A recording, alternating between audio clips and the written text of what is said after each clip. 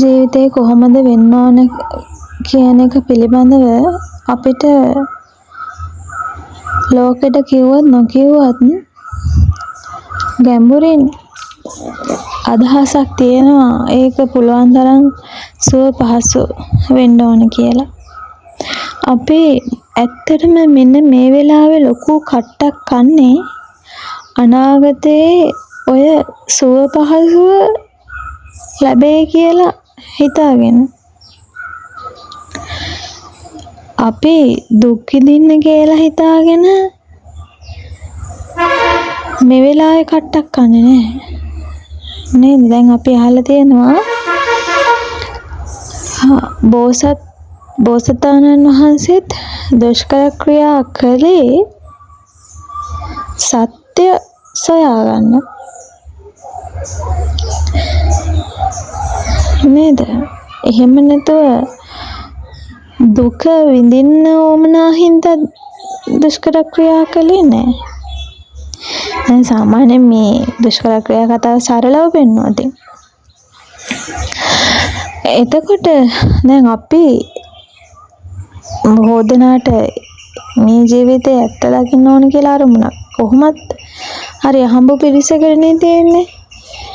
හැබැයි හැමෝටම තියෙනවා ජීවිතේ සුව පහසුවෙන් ගත කරන්න ඕන කියලා අදහසක්.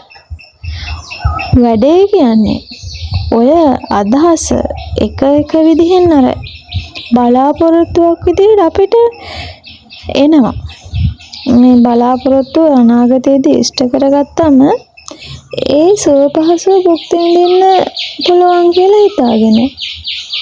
වැඩේ කියන්නේ ඉතින් ඔය හැමෝම ඔය විදිහෙන් කටයුතු කාරණා ඉෂ්ට සිද්ධ කරගන්නවා.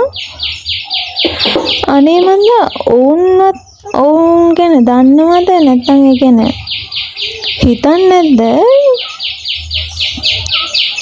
මොකද කවරෙක්වත්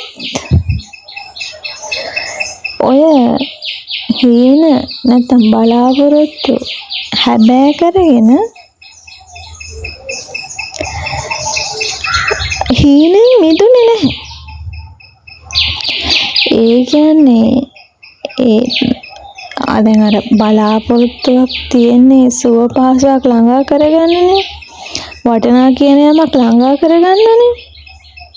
දැන් අපි දන්නවා සාමාන්‍යයෙන් අපිට දැනුම් තේරුම් වයසේදී අපි අපේ පිරිසක් හුඟක් වේසමාංශලා මොන කට්ටක් කාලා හරි නිදි මරාගෙන මේ ඉගෙන ගන්නවා යම් කිසි බලාපොරොත්තුවක් ඉෂ්ට සිද්ධ කරගන්න කියලා හිතාගෙන. ඉතින් අනාගත සිහිනයක් වෙනුවෙන් වර්තමානයේ කැපකිරීම කරනවා. වැඩේ කියන්නේ ඔය මොනතරම් කැපකිරීම කරත් ඔය බලාපොරොත්තුව තවත් දුරයි. ඒ කියන්නේ බලාපොරොත්තුව කියන ආකල්පය ඉක්මවුවේ නැහැ. ඔය මොන දේ කරගත්තත් දැන් ඉගෙන ගන්න ඕන කියන එක්කෙනා හිතන්නකෝ O level කොහොම හරි හොඳට පාස් කරගන්න ඕන කියලා බලාපොරොත්තුවකින් කටයුතු කරා කියලා. දැන් O level විෂයන් 9ක් තිබිලා විෂයන් 9ටම ඒ තිබිලා පාස් වුණා කියන්නකෝ. හැබැයි එයා බලාපොරොත්තු ඉක්මවන්නේ නැහැ. එයාට ඊළඟට බලාපොරොත්තුවම එනවා A level හොඳට කරගන්න ඕනේ, ගොඩ යන්න ඕනේ ඒ විෂයන් තුන ප්‍රධාන විෂය 3යි. ඊට පස්සේ සාමාන්‍ය ඉංග්‍රීසි IQ ඔය ටිකට ඒ දාගෙන හොඳ රෑන්ක් එකකින් ගොඩ යන්න ඕනේ කියලා. දැන් එහෙමත් වුණත් ඔය බලාපොරොත්තුව කියන තැන ඉක්මෙන්නේ නැහනේ නේද? දැන් එහෙමත් පාස් වෙලා ඊට පස්සේ කැම්පස් ගිහින් යුනිට් සියල්ලටම යුනිට් 40ක් නම් 40ටම A+ අරගෙන ෆස්ට් ක්ලාස් එකක් අරගෙන උපාධිය ගත්තත් අර බලාපොරොත්තුව කියන එක තෘප්ත වෙලා නැහැ. එයාට තව බලාපොරොත්තුවක් තියෙනවා ඊළඟට රැකියාව පිළිබඳ. නේද? එතකොට එයා ඉගෙනගත්ත විෂයට සාපේක්ෂව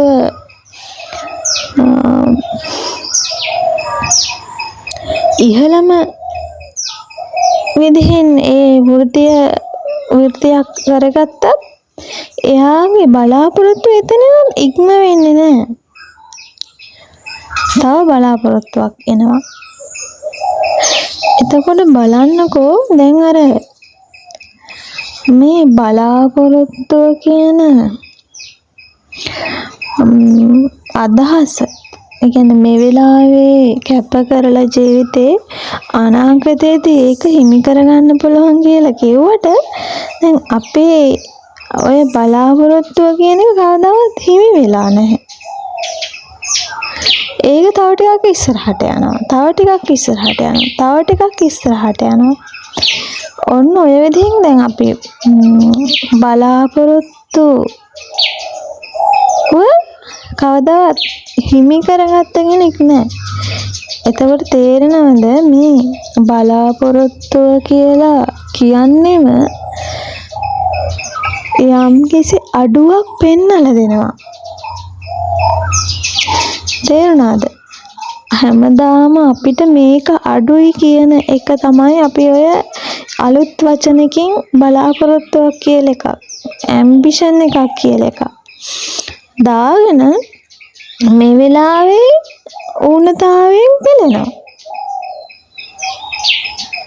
නේ. අපිට සතුටින් ඉන්න ඕන. අපිට ප්‍රශ්න එන්න හොඳ නැහැ. මේ ප්‍රශ්නේ විසඳෙන්න ඕන නේද? මේක මෙතනින් ඉවරයක් වෙන්න ඕන. මගේ ඔළුවට නිදහසක් ඕන. ඔන්න ඔහොම ගත්තා. අපිට මොකද්ද මේ තියෙන්නේ?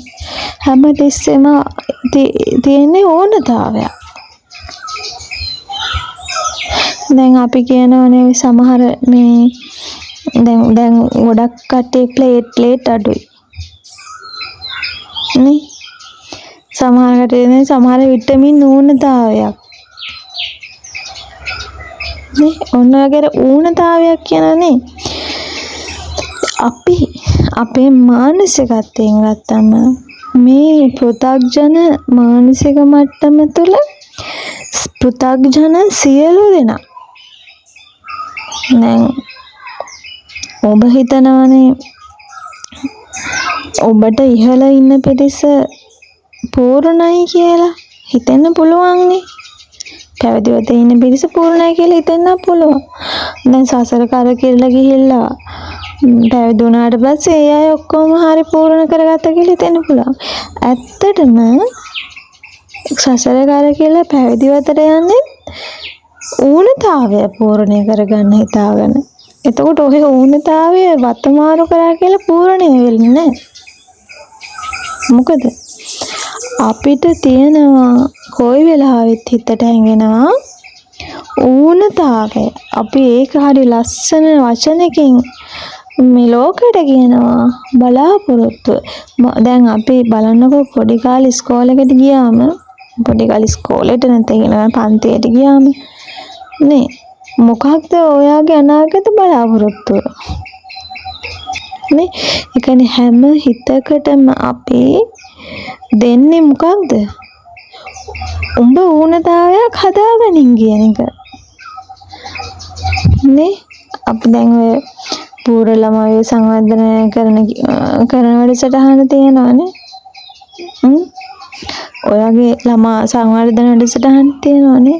ඉතින් ඔය ළමායි සංවර්ධනය කරන්නේ කියලාමනේ මොන්ටිසෝරි පෙර පාසල් අධ්‍යාපනය දෙන්නේ. එක වසර මේ පාසල් අධ්‍යාපනය, උසස් අධ්‍යාපනය ආදී වශයෙන් දෙන්නේ. හැබැයි බලන්නකෝ ඔය හැම තැනකින්ම මොකක්ද හදන්නේ? ඌනතාවයක් ඇති කරලා දෙනවා. උඹට මෙන්න මේක නැහැ, ඒක කරගනින්. කියලා.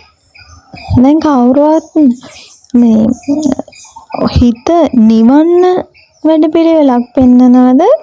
නැත්නම් ඌනතාවයක් හදලා මේ වෙලාවේ තියෙන සහනය අහිමි කරලා ඇයි? ඒ කියන්නේ අපි ඍණාත්මක දේවල් දාන්න ඍණ වෙනවනේ නේද? අපි ඍණ පැත්තක්ම පෙන්නනවා. ඒකට උන්ගේ මානසිකත්වය ඍණාත්මකයි. අනිත් ඊට පස්සේ පුංචි කාලේ ඍණාත්මක මානසිකත්වයකට දාලා ඕනතාවය කියන තැන පත් කරලා ඒ මානසිකත්වයට අදාළ දත්තයන් දීලා පස්සේ ඒකම බලාපොරොත්තුව කියන මේ what is your ambitions කියලා අහලා ඊ ඕනතාවය කියන තැනට මානසිකත්වයේ පොළඹවලා ඊට පස්සේ මොකද්ද පොසිටිව් තින්කින් කියලා ධනාත්මක චින්තනය කියලා ආයෙමත් වෙනම වැඩපිළිවෙලක් සිද්ධ කරගෙන යනවා. උඹලා ධනාත්මක මේ සිතිවිලි ගොඩනගා ගනින්. ඔය වෙලාව තියෙන්නේ ධනාත්මක මේ සිතිවිලි නෑ. ඕගොල්ලෝ නෙගටිව් හරියම පොසිටිව් වෙන්න කියලා. එතකොට බලන්න ඇත්තටම මේ නෙගටිව් කියන පැත්තට දැම්මේ මේ පුංචි කාලේ ඉඳන්ම නෙගටිව් මානසිකත්වයක් ඇති උනේ ඔතනින්ද? ඕනතාවයක් හැදුවා පුංචි කට්ටියගේ ඉඳලම මොකද්ද? දැන් නැතිදී අනාගතයේදී කරගන්න පුළුවන් කියලා ඕනතාවයක් හැදුවා. ඉතින් දැන් දුවන්නේම ඕනතාවයක් සමබර කරගන්න. හැබැයි ඇත්තටම ඕනතාවයක් තිබිලාද?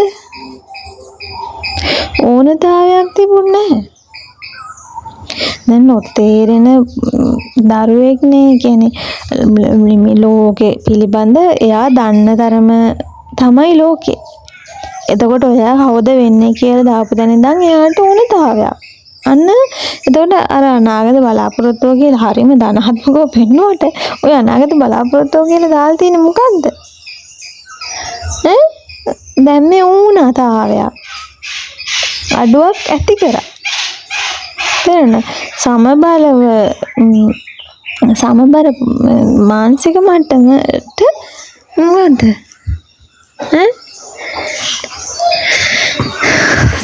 සමබර සමාන මේ ලෝක මේ අත්දැකීම පිළිබඳව හරි සරලව සැහැල්ලුවෙන් ලෝකේ දැක්කපු මානසික මට්ටමට අර මේ ලෝක අත්දැකීමේ ඇත්ත වෙන්නව නෙමෙයි. ඒක මේ ලෝකයේ ඇත්ත වෙන්නල එයා ඒ මයින්ඩ් එක නිදහස් කරා නෙව්ව නෙමෙයි කරේ. මේ නිවන මානසිකත්වයක් නෙමෙයි දුන්නේ නේද? දැන් මිනිස්සෙකුට පොඩි එකෙකුට කන්න ඕන, අඳින්න ඕන, ලෙඩට බෙහෙතක් ඕන, ඉන්න තැනක් ඕන. ඒ ටිකනේ මුලින්ම ඕන. මූලික වශයෙන්ම ඕනම කෙනෙකුට අවශ්‍යම සිව්පසය. ඒකට පොඩි කෙනෙකුට අවශ්‍යම සිව්පසය නේද? එතකොට දැන් සිව්පසය කියන අවශ්‍යතාවය සපුරා ගන්නවා කියන එක ඒක නිවාගෙන අන්න එතෙන්ට ඇයි මෙහෙම සිව්පස අවශ්‍යතාවයක් වෙන තැනටපත් උනේ කියන එක පෙන්වලා දෙන වෙනකොට මිනිස්සුන්ට සම්පූර්ණයෙන්ම වහලා දැම්මා. ඔයාගේ ඇම්බිෂන් එක මොකක්ද කියලා අහන තැනි. ඔයාගේ අනාගත බලාපොරොත්තු මොකක්ද කියලා අහන තැනින් තව නෙගටිව් මයින්ඩ් එකක් දීලා, කියන්නේ ඌනතාවයක් හදලා දීලා ඒ මානසිකත්වයට අර තිබුණු එයාට ආපු මූලික මේ සිව්පස අවශ්‍යතාවය නැමැති මේ අඩුව, ඇයි එහෙම අඩුවක් ආවේ? දැන් ඒකට උත්තරේ මොකක්ද කියලා මේ අර ලෝකය විමසන්න ලෝකය ගවේෂණය කරන්න තියෙන නිදහස වෙනුවට ඒ මයින්ඩ් සෙට් එක වෙනුවට පුංචි උන්ට මොකද දුන්නේ? අනාගත බලාපොරොත්තුවක් කියන ඌනතාවය දුන්නා. ඔන්න ඔතනින් ඉඳලම පොඩි එකාට ඔය අනාගත බලාපොරොත්තුව කියන තැන දුන්න තැන ඉඳලා මොකක්ද උනේ? ඌ ලෙඩෙක් වුණා තව දුරට. නේ? තව දුරට නිදහස් මානසිකත්වය නැති වුණා. ඔන්න ඔතනින් අපේ මේ සිංහල සමාජයේ තියුණු අර බාණ්ඩ හොමාරුකමේ නැති වෙලානේ සිංහල ආර්ය සමාජය තුළ තිබුණු ඒ නිදහස සියල්ල මහිමි වුණේ උනේ වැරදි දෘෂ්ටියක් හේතුවෙන්. ඔබට හිතෙන්නේ නැද්ද? හරිම සරල මේ සාමකාමී වගේවපු දැන් අපි අහලා තියෙනවනේ ලංකාවේ ඕනම අවස්ථාවක ගෑනු කෙනෙකුට මේ රත්තරන් ආභරණ පැළඳගෙන නැත්නම් ඇඳුම් නැතුව වුණත් මේ ලංකාවේ ඕනම තැනකට ගිහින් ඉන්න පුළුවන් කාලයක් තිබුණා කියලා නේද? එතකොට මිනිස්සුන්ගේ හිතවලට අර ඌනතාවය කියන එක සමතය වෙච්ච අවබෝධයක් තිබුණේ. මේක තවත් ඌනතාවයක් හදාගෙන ඒක පූර්ණය කරගන්නවා කියන ඌනතාවයෙන් පිළුන්නේ නැහැ. ඒ කියන්නේ හැමදාම අනාගත බලාපොරොත්තුවක් කියන්නේ ඌ පූර්ණය වෙලා නැහැ. ඔක පූර්ණය කරගන්න බෑ අනාගත බලාපොරොත්තුවක් කියන. ඒ කියන්නේ ඌනතාවය හැදුනම ඌට කවදාවත් ඔක පිය වෙන්නේ නැහැ. ඇයි පිය වෙන්නේ කියන්නේ? ඉතින් ඌනතාවයක් කියන දෘෂ්ටිය වැටුණයින් පස්සේ ඌට හැමදාම ඌණයි. නේ ඕ ලෙවල් පාස් වුණ එකට ඒ ලෙවල් ගැන බලාපොරොත්තුවක් තියෙනවා. ඒ ලෙවල් එකට කැම්පස් ගැන බලාපොරොත්තුවක් තියෙනවා. දැන් බලන්න නිතරම මේ මම හිතන්නේ මේ කියන කරුණ පැහැදිලි. මේ කියන්නේ ඉගෙන ගන්න එපා කියන කරුණ නොවේයි. හරිද? ඊට වඩා ගැඹුරු තැනකින් මේ කතා කරන්නේ. එතකොට දැන් අපිට මේ මනසට වැටුණායින් පස්සේ පුංචි කාලේ ඉඳලා මේ ඕනතාවය මේ මිනිස්සයා අවුරුදු 60 70 80 ජීවතුනත් මොකද්ද? ඌට ඌනතාවය තියෙනවා. ඒ මානසික මට්ටම තුළ ඌනතාවය කියන එක මොකද ප්‍රබල වෙනවා. දැන් අපි හිතනවා නේද අපිට සාමාන්‍යයෙන් ඕ ලෙවල් වෙනකන් පාස් හොඳට කරගන්න ඕන එක ඒ ලෙවල් දක්වා කරගන්නවා. දැන් ඔහු විදිහෙන් කරගෙන ජොබ් එකකුත් ගියාට පස්සේ උන් සම්පූර්ණයි කියලා. දැන් අපි එහෙම බලාපොරොත්තු වෙන්නේ තියෙන. දැන් ඔබට යම් කිසි බලාපොරොත්තු ටිකක් ඇති. ඒ ටික කරගත්තාම සම්පූර්ණයි කියලා හිතෙන්නේ. නේ? හැබැයි ඒ ටික කරගන්න පුන්ට තව බලාපොරොත්තුවක් තියෙනවා. බලාපොරොත්තු කියන්නේ මොකද්ද? උන් කවදා ඒ පිරිස කවදාවත් සමතය වෙලා නැහැ. හැමදාම ඌණයි. ඒ මානසික මට්ටම හැමදාම ඌනතාවයකින් පෙළෙනවා. එතකොට ඌනතාවයකින් පෙළලා ඒ ඌනතාවයෙන් බලවත් වෙලා ඔබ හිතන විදිහට ලෝකේ මොනතරම් දේවල් අත්පත් කරගත්තත් ඒ අර වැටිච්ච දෘෂ්ටිය අනාගත දෙයක් කරගන්න පුළුවන් කියලා අනාගත බලාපොරොත්තුවක් කියලා වැටිච්ච වැරදි සහගත දෘෂ්ටිය නිසා හැමදාම ඌනතාවය කියන දෘෂ්ටියම බලවත් වෙලා මොකක්ද? ඌ සමතයකටපත් උන්නේ අතිශයින් ඌනතාවයෙන් පෙළෙන මිනිසෙක් අවුරුදු 80 90ක් වෙනකන් ජීවත් වුණත් මොකද්ද? ඒ මානසිකත්වයේ සමතයකටපත් උනේ නැහැ. ඌනතාවයේ ගිලුණා. අවුරුදු 80 දී මුළු ලෝකයම අත්පත් කරගෙන හිටියත් දැන් ඒ ලෝකයටම සාපේක්ෂව තව ඌනතාවයක් උගේ තියෙනවා අඟහරු ලෝකය ගැන. ඔන්න ඔය වගේ. ඒ කියන්නේ අර මේ අපිට අනාගතයේදී දෙයක් කරගන්න පුළුවන් කියලා මේ වැටිච්ච දෘෂ්ටිය නිසා මේ වැරදි දැක්මක් හේතු වෙලා තියෙනවා. මේ වෙලාවේ මේ ජීවිතේ ඇත්ත ඇති සැටියෙන් දැකලා සමතයකටපත් වෙන්න නොහැකි තරමට මේ දෘෂ්ටි වැරදි සහගත දෘෂ්ටි වැරදි සහගත මානසිකත්වය බලවත් වෙලා තියෙනවා. ඉතින් බලන්න මේ අධ්‍යාපන ක්‍රමය හරිද? පුංචි දරුවගේ ඉඳන්ම පුංචි උන්ට දෙන්නේ මොකද්ද? ඌනතාවය කියන දෘෂ්ටිය. ඒක ටික ටික වැඩි කරනවා. අන්තිමට මතක නැහැ පොඩි එකා පොඩි කාලේ වැටෙනු ලොකු නාම කරගන්න පුළුවන් කියපු බලාපොරොත්තුව නිසා. ඒ කියන්නේ යාට ඒ වෙලාවේ නෑ කියන එකක් දුන්නා. ඒ වෙලාවේ ඌනතාවයක් ඇති පෙන්වලා දුන්නා. ඒ වෙලාවේ තිබුණු ඌනතාවය කියන එක මවල පෙන්වුවා මිසක් ඇත්තට මේ තිබිච්ච ඌනතාවයක් නෙමෙයිනේ. නේ දැන් පුංචි දරුවෙක්ට ඕ ලෙවල් පුංචිම දරුවට දැන් තියෙන විශ්වවිද්‍යාලයේ පාස් වෙන කියන තැනනේ. ඒතර පුංචි දරුවෙකුගේ මානසිකත්වයකට ශිෂ්‍යත්වයක් කියන එකක් ඇවිල්ලා නැහැ. නේ දැන් ඉගෙන ගන්න පොඩි ළමයෙකුට ඕ ලෙවල් මේ 9ක් ගන්න ඕන එකක් කියලා එකක් එහෙම ඇවිල්ලා නැහැ. ඒ ඌනතාවය දෙන්නේ වැඩ හිටියෝ.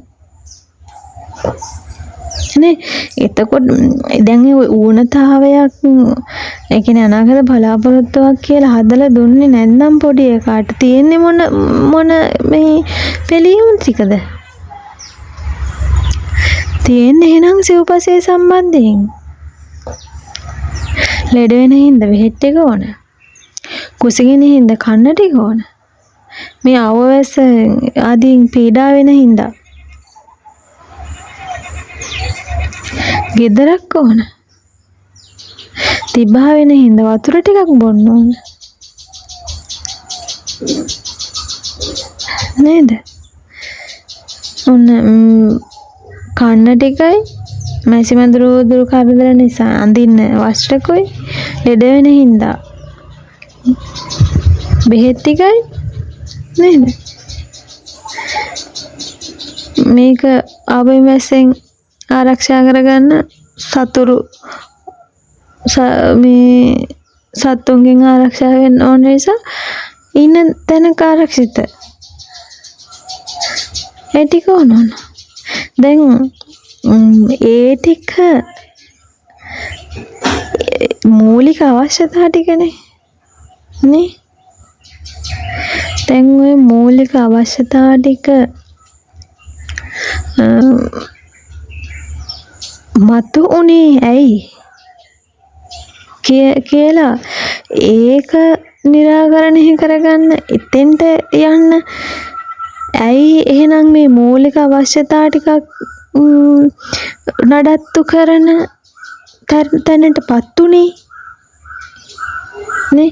දැන් මේ මොන දේ කරත් මේ මූලික අවශ්‍යතා ටික කියන තනින් නිදහස් වෙන්න පුළුවන් කමක් නැහැනේ.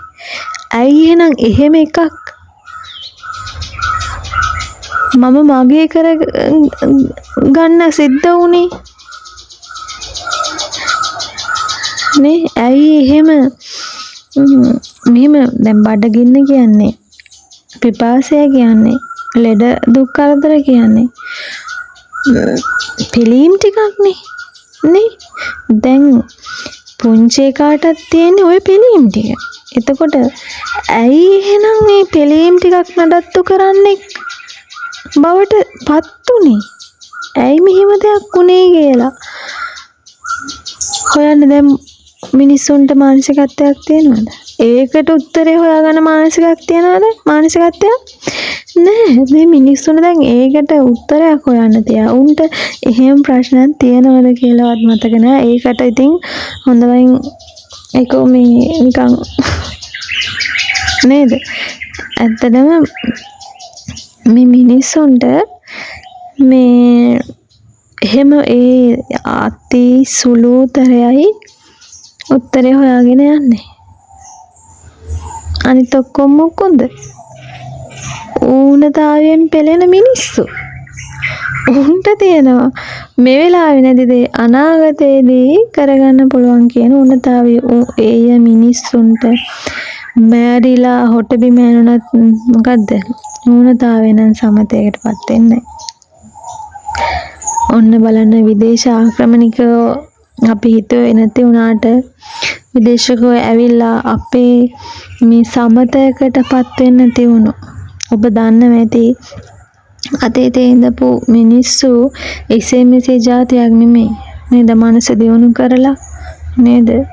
සමගිය සාමග්ගයෙන් කටයුතු කරපු මහා බලගතු මිනිස්සු නේද?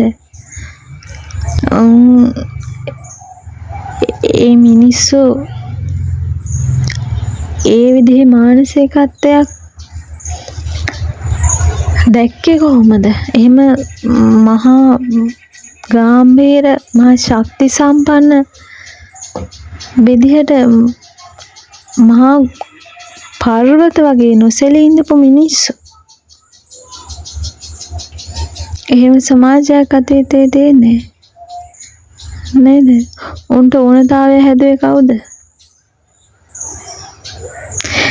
ඒ තිබිච්ච සම්පෝෂිත බව නැති කලේ කොතනින්ද? පිට පරදේශක්කාරෝ ඇවිල්ලා ඔල්ලු හේදුවා කියන්නේ එක උන් මිනිස්සුන්ට මිනිස්සුන්ගේ මුල්ම තැනින් අපේ මිනිස්සුන්ව ඍණාත්මක කරා. උන්ගේ මානසික මට්ටමටමයි පාර දුන්නේ. එතනින්ම මිනිස්සු දරවල කරා. අර ගහේ මුල බලලා මුලට බෙහෙත් කරන්න ඕනේ කියනවනේ. ඒ වගේ ගහේ මුලට බෙහෙත දැම්ම විනාශ වෙලා යන. දැන් මොකද්ද අපේ පුංචි උන්ගේ ඉඳලම දැන් මහා විනාශ වෙලා කොහොමද ඌනතාවයේ බලවත් කරගත්තුන්නේ? උන්ට කොහොමද කියලා දෙන්න අමාරුයි. ඇතැම් පිටසක් කරුණම මෙන්න මෙහෙම ගැටලුවක් වෙලා තියෙන්නේ. ඕක ඔය විදිහෙන් සමතේකටපත් වෙන්නේ නැහැ කියන එක. මොකද ඌනතාවය කියන එක ඇත්තටම දැන් තරුණ පිරිස ගත්තත් බලන්නකෝ. මේක ඇත්තක් හොයන්න උත්සාහ කරන්නේ කවුද කියලා. ඇත්තටම ඒගොල්ලොන්ට මතකයිද මේ සිව්පසේ සම්බන්ධයෙන් අපිට පීඩාවක් වෙලීමක් තියෙන්නේ කියලාවත් හිතන්න? උන් මොනවද හොයාගෙන යන්නේ? මොනවද මේ පිරිස හොයාගෙන යන්නේ?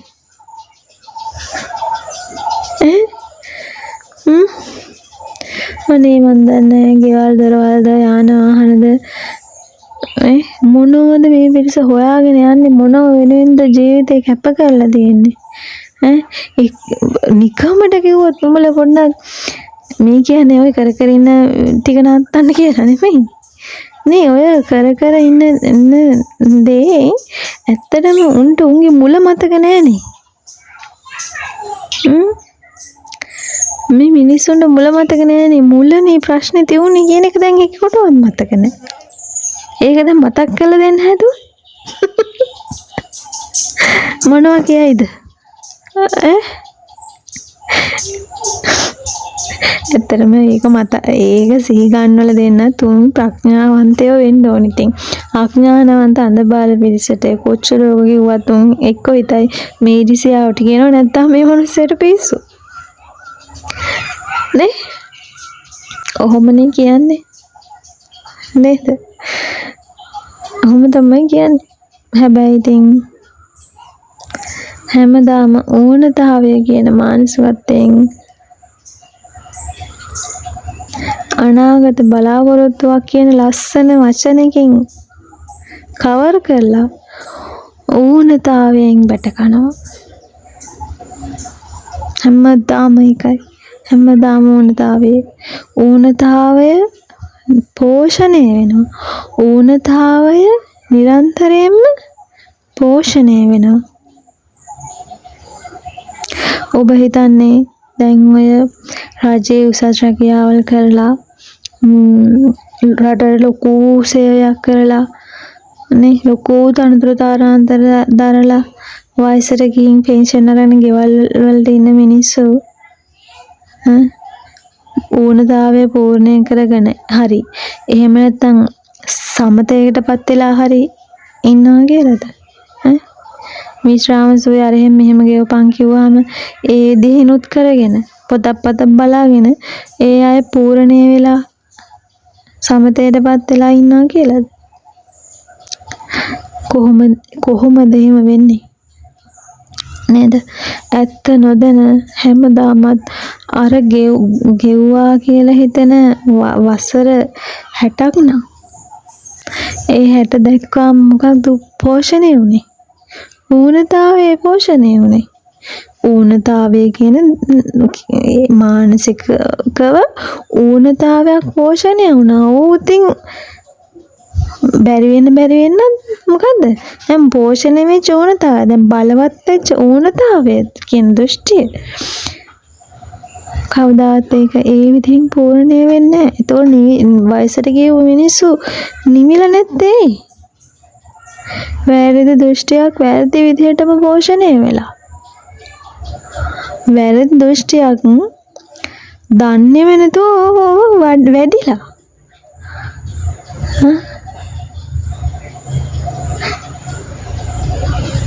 නේද අනාගතේදී කරගන්න පුළුවන් කියන වැරදි සහගත දෘෂ්ටිය වැඩිලා පෝෂණය වෙලා බලවත් වෙලා කොහොමද මේක පෙන්වන්නේ නේද කොතනින්ද මේක පෙන්නලා දෙන්නේ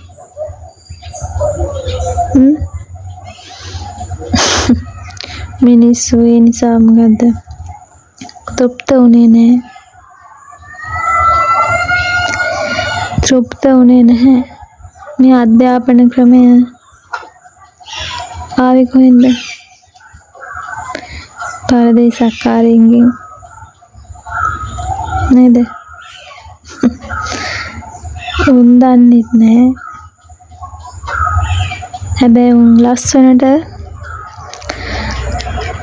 ලස්සනට තිබුණු ගහ අතු ඉති විහිදලා මල් පල දරලා නිදහසේ තිබුණු ගහ දැක්ක ගාමුකෝ උන්ට ගන්න ඕන ඵලයේ මොකද්ද කියලා බලලා ගහේ මුලටම බෙහෙත් ටික දුන්නා කුණු වෙලා යන්න දැන් මොකද්ද හැදෙන පොඩි එකාගේ මුලට ලොකුන් ටික කුණු ටික දානවා නේ කුණු වෙලා යන බීජ දානවා බෙහෙත් ටික දානවා ඉතින් මොකද්ද උන් දන්නේ නැහැ උන්ගේ මුලට කුණු ටික වැටිලා දැන් උන් ඌනතාවයකින් වියෙම පෙළෙනවා මේ මොහොතේ සමතයකටපත් වෙන්න දන්නේ නැහැ කියලා පොඩි උන්ටත් ඒකම කරනවා ඌනතාවයෙන් පිරිච්ච පරපුරක් ඔන්න හදනවා ඉතින් වග කිය යුත්තා කවුද නේද වගේ යුත්තා කවුද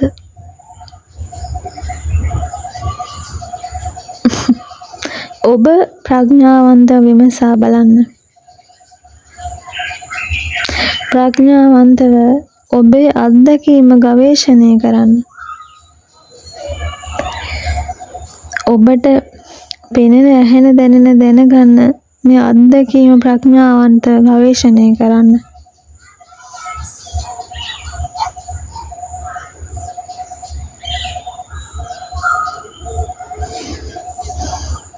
නේද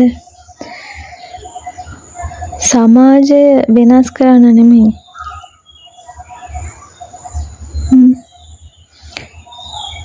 අර දුවන ගමන් මම නැවතිලා ඉන්නේ කියලා අඟුලිමාල ප්‍රකාශ කරා බුදුන් වහන්සේ.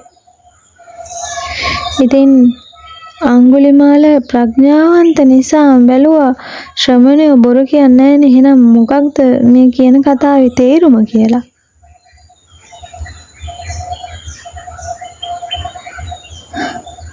නේද? හැබැයි දැන් ඔබට ශ්‍රමණ වේශයකින් දෙයක් කිව්වොත් සමහර විට නාහන්න පුළුවන්. ඇයි ශ්‍රමණ වේශයෙන් කියන තරම් ටොම්පච ගිහි වේශයෙන් ඉන්න උනුත් කියන්නේ නැහැ. ඒ තරම් නේ. දැන් ශ්‍රමණ වේශයෙන් ඉන්න පිරිස නැත්තම් පැවිදි වෙලා ඉන්න පිරිසගේ පුංචි ගැටලුවක් සමාජයේ මොනතරම් කනපිට සමාජයේ කනපිට පෙරලන්න පුළුවන් වෙලා තියෙනවද නේ? දැන් ශ්‍රමණ කියන්නේ පැවිදි කෙනෙක්ගේ අතින් වරදක් වුණොතින් නේද? මන් දන්නේ ඕක ගැන මේ ලෝකේ ඉඳන් මේ පරලෝකේ ඉන්න මිනිස්සුත් කතා වෙනවා. ඒ තරම්. හැබැයි ගිහිවතේ ඉන්න මිනිස්සුන්ගෙන් වෙන වැරදි ඔයිට වඩා මොන තරම් වෙනවද? නේ මොකද මෙතෙන්දි මේ කියන්නේ මේ පැවිද්ද හොඳයි කියන කට්ටිය කතාවක් ගිහියෝ නරකයි කියන කතාවක් නෙමෙයි. මේ කියන්නේ ඉතින් ප්‍රඥාවන්ත බව නැති මිනිස්සයා පෘථග්ජනයා මොනවත දරාගෙන හිටියත් එකයි. ඌ සමතේටපත් වෙලා නැහැ. ඌ කොහොමත් පෙළෙනවා. ඌ කොහොමත් ඕනතාවයෙන් ඉන්නේ. නේ එතකොට ඉතින් දැන් අර මේ ශ්‍රමණයෝ බොරු කියන්නේ නැහැ කතාව දැනට වළංගු නොවෙන්න පුළුවන්. හැබැයි බුද්ධ කාලයේදී එහෙම නැහැ. නේද? බුද්ධ කාලයේදී ශ්‍රමණයන් වහන්සේලා බොරු කියන්නේ. එතකොට අර ප්‍රඥාව තියුණු නිසා අඟුලිමාලට මේ එයා බැලුව මොකක්ද දුවන ගමන් මට නතර වෙන්න කියන්නේ කියලා. නේද?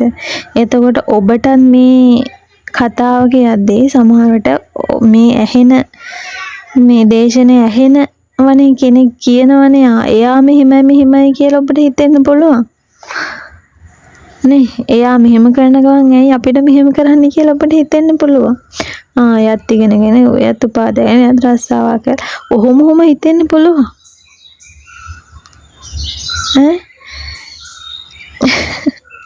හැබැයි ඕකේ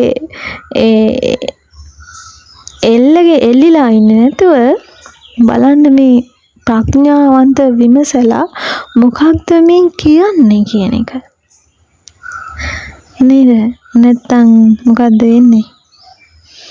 ඌනතාවයෙන් හැමදාම අතර ඌනතාවය කියන දේ අනාගත බලාපොරොත්තු කියන ලස්සන වචනකින් වහලා ඌනතාවයෙන් පිරුණු මානසිකත්වයක් හැමදාම පෝෂණය වෙනවා. නේද? එහෙනම් ඇත්තටම මෙන්න මේ මොහොතේ හිතේ සමතය තියෙන්න ඕන. මෙන්න මේ අවස්ථාවේ අපි සමතය වෙලා පිරීලා තෘප්ත වෙලා තියෙන්න ඕන. දැන් මේ මොහොතේ සෝය සහනේ අහිමි කරලා අනාගතේ එහෙම සෝය සහනයක් ලබා ගන්න පුළුවන් කියන දෘෂ්ටියේ බලවත්කම නිසා හැමදාමත් මොකද්ද මේ මොහොතේ සෝය අහිමි කළා. අන්තිමට අපි ජීවිත කාලයක් ගෙවුවා කියලා හිතනවා. මුළු ගෙවපු ජීවිත කාලෙම මොකක්ද? සෝය සහනේ අහිමිව ගෙවපු ජීවිතයක් වෙනවා. අපරාධ නැද්ද? නේ? අපරාධයක් නේද? එහෙනම් මේ වෙලාවේ මේ මොහොතේ මෙන්න මේ පෙන්න ඇහෙනව දැනගන්නව නැත්තම් මේ ජීවත් වෙලා ඉන්නවා කියලා හිතෙන මෙන්න මේ අත්දැකීම තුළ මෙන්න මේ අවස්ථාවේ මේ පච්චුප්පන්නේ සෝය දකින්න පච්චුප්පන්නේ සමතය දකින්න.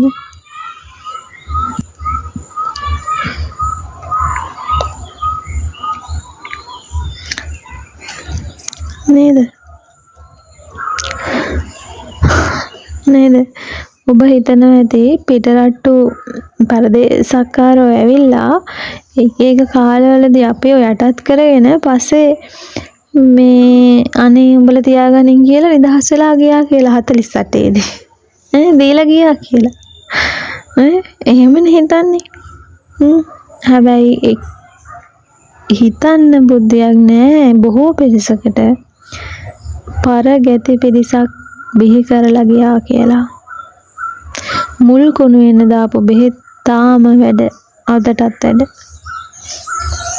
නේ පුංචි කාට දැන් පරිදේශක්කාර මානසිකත්වයෙන් පුංචි එකාටත් මුලටම දානවා කුණු වෙන්න.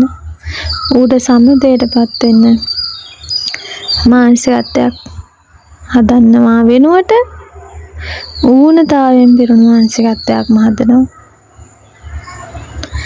අන්න ඒකෙන් තමයි ප්‍රඥාව මොට වෙලා ගියේ. නේද? අර මම නැවතී සිටිමි ඔබද නැවතිමි කිව්වම ඒක ගැන හිතන්න තරම් ප්‍රඥාවක් නැති වෙලා ගියේ එතනින්. උඹ නැවතලා ඉඳන් එනම් මම දුවන්නම් කියලා දැන් උන් දුවනවා. දැන් උන්ට කිව්වොත් මම නැහැදීනේ උඹ නැවතෙන්නේ කියලා ඕක පිස්සෙක්. උඹ එහෙනම් නැවතලා ඉඳන් මම දුවන්නම් කියලා අපූර්වට දුවනවා. පණ කඩාගෙන දුවන වැඩියෙන් හයියෙන් දුවනවා. තව අර කිව්ව එක තව ටිකක් ගරහා තව ටිකක් දුවනවා. මොකද්ද මේ කරන පිස්සුව නේද? ඔහොම දුවලා ගන්න පුළුවන් කාලයක් දුවලා නැවතිලා බලන උනුත් ඉන්නවනේ නේද? උන්ට ප්‍රඥාව නැහැ දකින්න. මොකද්ද උනේ මේ ජීවිත කාලයක් කරගත්තේ මොකද්ද? දැන් අරගෙන යන්න හරි නේ ඉතුරු වෙන සදාගත්ත නික උන හරි දෙයක් කරගත්තද? අනේ ඉතින් කලකිරීම මෙන්න නේද? මූලතාවයෙන්ම පෝෂණය වුණු මානසිකත්වයක් කරනම වෙන දෙයක් වෙන්නන්න පුළුවන් ගමන් නැහැ. ඔන්න ඔය ජීවිත කතාවල ප්‍රඥාවන්ත නොවන තාක් නේද? එහෙනම් බලන්න මෙන්න මේ අපේ ජීවිත කතාවේ ඇත්ත දකින්න අවශ්‍යයි කියන්නේ යන්න ඒකයි නේද? ඒකයි මේ කතාවේ ඇත්ත දකින්න අවශ්‍ය නේද? මේ ජීවිත කතාව මේ ලෝක අත්දැකීම් පිළිබඳව තමයි අපිට බුදුපියාණන් වහන්සේ දේශනා කරේ මෙන්න මේක අනිච්චයි දුක්ඛයි අනාත්තයි කියලා වෙන්නේ නේද? එහෙනම් ඇයි අනිච්චයි දුක්ඛයි අනාත්තයි කිව්වේ? දැන් බලන්නකෝ ඔබට මේ අර ඍණාත්මක මානසික මට්ටම නිසාම අනේ අර කිව්වම කිව්වේ අනාගත බලාපොරොත්තුවක් ගැන දාපු ඌනතාවය නිසාම දැන් අනිච්චයි දුක්ඛයි අනාත්තයි කියන වචන ටික ඇහුන පමණින්ම මොකක්ද වෙන්නේ? ඔබේ හිත කඩා වැටෙන්නේ නැද්ද? හිතෙන්නේ නැද්ද? අනේ ඉතින් ඔය ආපහු දුකම කියවන්න ගන්නවා. මොහොමනේ මේ අනිච්ච දුක අනාත්තයි කියන්නේ මහා ගැඹුරු ගාම්භීර අදහසක්. ඒක ප්‍රඥාවන්තයින්ට විතරයි දාගන්න පුළුවන්.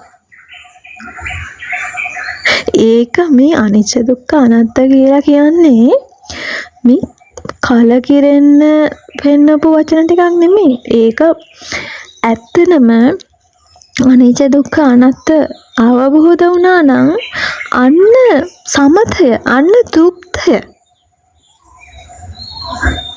ඉතින් බලන්නකො මේ තෘප්තිය පෙන්නන්න මේ මානසිකත්වය සමත කරන්න තමයි මේ අනිච්ච දුක්ඛ අනාත්තයි කියන මේ ලෝක අත්දැකීම ඇත්ත පෙන්වුවේ. ඒ ඇත්ත තමයි අනිච්ච දුක්ඛ අනාත්තයි කියන ලක්ෂණයෙන් පෙන්වලා දුන්නේ. මේ ලෝකයේ ඇත්ත. හැබැයි දැන් බලන්නකො අර පෝෂණය වෙච්ච වැරදි දෘෂ්ටිය නිසා අනිච්ච දුක්ඛ අනාත්තයි ගොගම් මොකද්ද වෙන්නේ? අනේ ඉතින් ඔව් සසර මෙහිමයි අනිච්චයි දුක්ඛයි අනාත්තයිනේ. වැగిරෙනවා වැහැරෙනවා නේ කුණු වෙනවා මැරෙනවා දිරවනවා. බලන්නකො ඔය ටික නෙමේ දෙන්නේ කියලා. බලන්නකො මොන තරම් අවඩක්ද සිද්ධ වෙලා තියෙන්නේ කියලා. නේ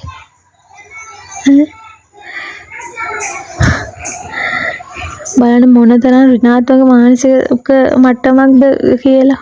මේ වචන තුනේවත් අර්ථය දන්නේ නැතිව මේක කිව්වහම කලකිරෙනවා. අනිච්ච දුක්ඛ අනාත්තයි කියන ඇත්තටම මේ ලෝක අත්දැකීමේ ඇත්ත පෙන්නපු මානසිකත්වයක් තුළ උපරිම තෘප්ත වුණ අවස්ථාව. ඒ කියන්නේ සමතය දකින අවස්ථාවක්. මහා මංගල්‍යයක් කියලා දකින්න බලන අවස්ථාව තමයි අනිත්‍ය දුක්ඛ අනාත්ම කියන ලක්ෂණය අවබෝධ කරගත්ත කියන තැන.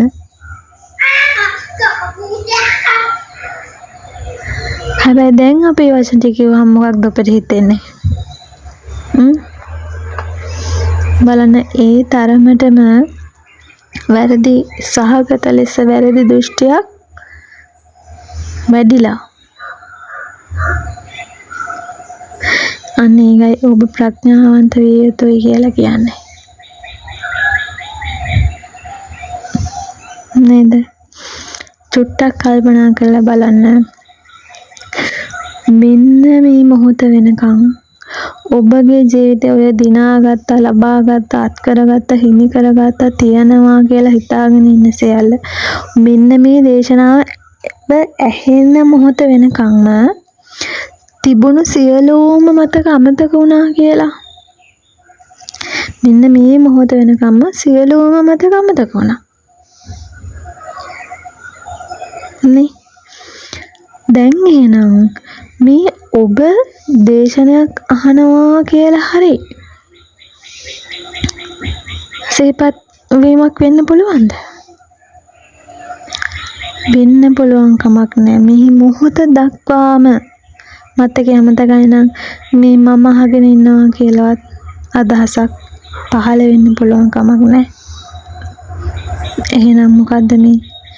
එහෙනම් මේ ජීවන අත්දැකීම පහළ වුණා නම් පහළ වුණේ හිතේ පහළ වීමෙන්.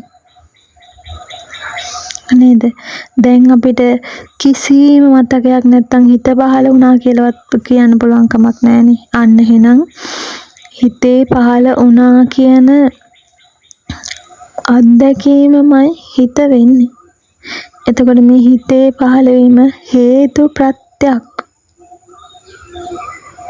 මන ධම්ම හේතු ප්‍රත්‍යයෙන් මනෝ විඥාණය පෙන්වා දෙනවා.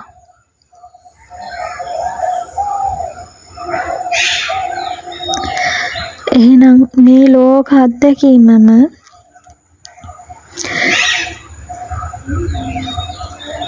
මේ හිත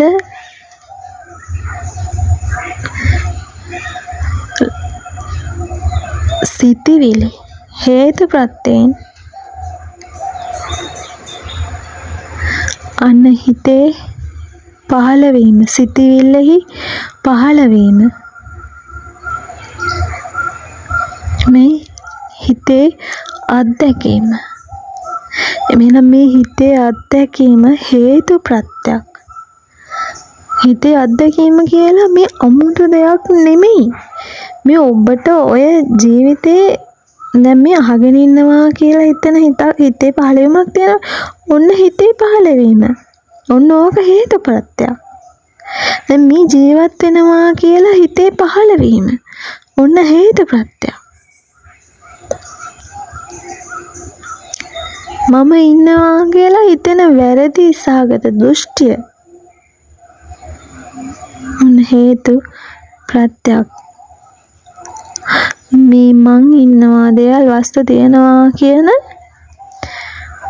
මඤ්ඤණාවක් මේ දෘෂ්ටියෙන්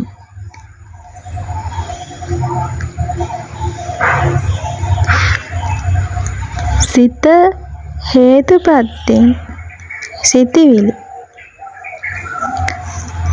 අන්න හිතේ අත්දැකීම පෙන්වා දුන්නා. ඕකට කියනවා විඥාන හේතුපත්යෙන් විඥාන පත්‍යා නාම රූප කියන අත්දැකීම තමයි ඔය ජීවත් වෙනවා කියලා හිතන අත්දැකීම. එතකොට විඥාන නාම රූප හේතුපත්යෙන් මේ අත්දැකීම හඳුන්වලා දුන්නා මිසක් යමක් ඒ අවරෙන් සිද්ධ වීමක් වෙන්නන්න පුළුවන් කමක් නැහැ. නේද? අන්න එහෙනම් මේ ලෝකයම කියලා මේ පෙන්වන අත්දැකීම විඥාන නාම රූප හේතුප්‍රත්‍ය අත්දැකීමක් මිසක් මේක විඥානයවත් නෙමෙයි නාම රූපයවත් නෙමෙයි නේද? එතකොට මෙන්න මේ හේතුප්‍රත්‍ය අත්දැකීම අවබෝධ කිරීම උදෙසාමයි දැන් විඥාන නාම රූප කියන පෙන්වා දීම සිද්ධ කරන්න ඕනේ. දැන් අපි අත් දෙක එකතු කරලා අප්පොඩියක් ගෑවුවාම ඔය අප්පොඩියා කියන හඬ ඔය අත්දැකීම වම අතට අයිතින් නැහැ දකුණු අතට අයිතින් නැහැ නේ. හැබැයි දැන් අර අප්පොඩියා ඉපදුනා නම් තියෙන්නේ බෑ. හැබැයි ඒ අප්පොඩියා කියන හඬ දැන් මෙහෙම ඔය අප්පොඩියා කියන හඬ තියෙන එකක් නේ එන යන තැනක් පෙන්වන්න බෑනේ. අන්න හේතුප්‍රත්‍යයෙන් මම අපෑව පෙන්වා දුන්න. එතකොට ඕන්න ඔය අප්පොඩියා බොරුවක් කියලා පෙන්වන්න අවශ්‍යතාවය නිසා තමයි දැන් වම් අතේ දකුණු අතේ කතාවක් පෙන්වන්න ඕනේ. හැබැයි මේ අප්පොඩියාට වම් අතවත් දකුණු අතවත් ගැන අදහසක්වත් නැහැ. මොකද ඒක ඉපදෙනවා බවක් පෙන්වන මිසක් ඉපදුණු යමක් නෙමෙයි අප්පොඩියා. ඔන්න ඒ වගේ මෙන්න මේ ජීවන අත්දැකීම මවාපෑමක්. ඔන්න ඕක පෙන්වලා දෙන්න තමයි අපි මේ විඥාන නාම රූප කියලා මේ හේතුප්‍රත්‍ය අත්දැකීම් විග්‍රහ කිරීමේ අවශ්‍යතාවය තමයි දැන් පෙන්වන්නේ මේ විඥාන පත්‍ය නාම රූප කියන තැන. මොකද එහෙම කියන්නේ මේ විඥාන නාම රූපත් මොකක් පත්‍යද? අවිද්‍යාව පත්‍යනොයි. අවිද්‍යාව ඉක්මවා නම් එහෙනම් විඥාන නාම රූප කියලා පැනවීමක් පෙන්වන්න අවශ්‍යතාවයක් නැහැ. අන්න අවිද්‍යාව දකින්නයි දැන් අපිට විඥාන පත්‍ය නාම රූප කියන ওই නාම රූප විඥාන කතාව කරන්න සිද්ධ වුණේ. අවිද්‍යාව පෙන්වා දෙන්න මෙන්න මේ අත්දැකීම හේතුප්‍රත්‍යයයි. මේක නාමයේත් නැහැ රූපයේත් නැහැ විඥානයේත් නැහැ. එහෙම හට ගැනීම සිද්ධ වෙලා නැහැ. මේ හේතුප්‍රත්‍යයෙන් විඥාන නාම රූප හේතුප්‍රත්‍යයෙන් පෙන්වා දෙන අත්දැකීමක් මේ. එහෙනම් මේක හට ගැනීමක් නෙමෙයි නොහට ගැනීමක් මේ අත්දැකීම. එහෙනම් මම පුද්ගල දේවල් වස්තු කියන්නේ දෘෂ්ටීන් බව අවබෝධ විය යුතුයි. අන්න එතෙන්ද දකිනවා මේ ජීවන අත්දැකීමම අන්න අනිත්‍යයි දුක්ඛයි අනාත්තයි කියලා. නේද? හරයක් නොමැති බව දකිනවා. ඉතින් මේ තව දිගටත් සාකච්ඡා දේශනය සිද්ධ කරන්න කාලය නැහැ. ඒ නිසා අපි ඉදිරියේදී මේ පිළිබඳව තවදුරටත් සාකච්ඡා කරමු. මේ ඇතුළත් වෙලා තියෙන මේ දේශනය නේව ශ්‍රවණය කරන්න ප්‍රඥාවන්ත ඔබට ප්‍රඥාව පුබුදන්න මේ දේශනා හේතුපකාරයක්ම උපනිශ්‍රයක්ම හේතුපත්‍යයක්ම වේවා. තෙරුවන් සරණයි.